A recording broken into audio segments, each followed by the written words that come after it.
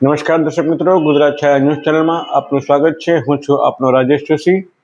ભાવનગર શહેરમાં ચાલતા સ્પામાં ગઈકાલે પોલીસે દરોડા પાડ્યા હતા।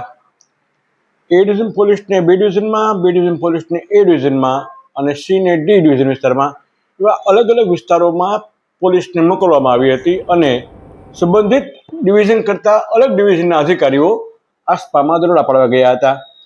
બહુ ચર્ચાસ્પદ બનેલા અક્ષરવાડીની સામેના યુવા સુરભીમાં પોલીસે દરોડા પાડ્યા હતા અને ત્યારબાદ પીપી સિનેમામાં આવેલા એક સ્પામાં પોલીસે દરોડા પાડ્યા હતા। આ દરોડાની કામગીરી દરમિયાન 2 મહિલાઓ સહિત અન્ય કેટલાક લોકોને ગિરફ્તાર કરવામાં આવ્યા છે। આ મામલે પોલીસે આગળની કાર્યવાહી કરી છે, પરંતુ આ સમગ્ર પ્રકરણમાં સ્પાના સંચાલકોનું કૌભાંડ એવું છે કે જે તે સમયે પોલીસે આ લોકોના લાયસન્સ રદ કર્યા હતા। ત્યારબાદ આ લોકોએ એક એવું કૌભાંડ કર્યું કે અલગ નામથી રજિસ્ટ્રેશન કરાવીને સ્પા શરૂ કરી દીધા। તેની બાતમી જિલ્લા પોલીસ વડાને મળી અને ત્યારબાદ ગઈકાલે ફરી આ દરોડા પાડવામાં આવ્યા અને ફરી આ સંદર્ભેના સંચાલકો આ જ સ્પા ચલાવતા પકડાણા છે।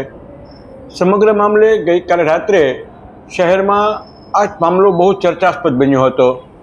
બહારથી છોકરીઓ બોલાવીને સ્પા ચલાવવા અને તેમાં ગોરખ ધંધાઓ ચલાવવા, આ બધી જ બાબતો છેલ્લા ઘણા સમયથી ભાવનગરમાં ચર્ચાસ્પદ બની છે।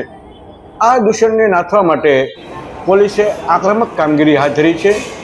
ગઈકાલે રાત્રે આ કામગીરી બાદ આજે જે અહેવાલો મળી રહ્યા છે તેમાં કુલ 4 સ્પામાં દરોડા પાડવામાં આવ્યા છે। 2 મહિલાઓ સહિત અન્ય કેટલાક લોકોની ધરપકડ કરવામાં આવી છે। સમગ્ર મામલે તપાસના